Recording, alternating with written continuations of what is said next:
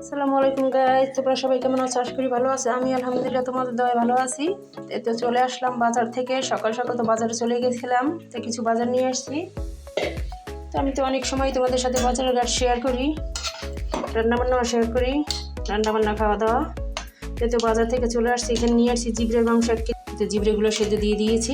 এখানে 1 কেজি জিবরের গোস সেদ্ধ হোক, সেদ্ধ হলে আমি পরিষ্কার করে নেব। আর দেখাই কি কি বাজার আনছি। এটা দিয়ে একটু ঢেকে দিই।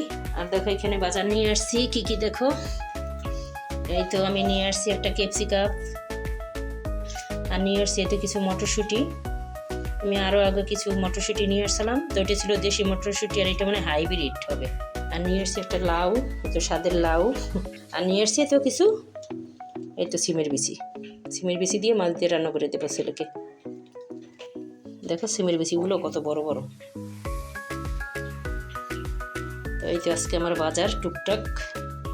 গাছ দেখি কত দূর হয়েছে জিবরের মাংসটা সেদ্ধ, হইলে পরিষ্কার করে নেব। তো গাইস আজ এই পর্যন্তই। তোমাদের যদি আমার ভিডিওটি ভালো লেগে থাকে তো ভিডিওটি একটি লাইক কমেন্ট শেয়ার করে দেবা, আর আমার চ্যানেলটি সাবস্ক্রাইব করে দেবা।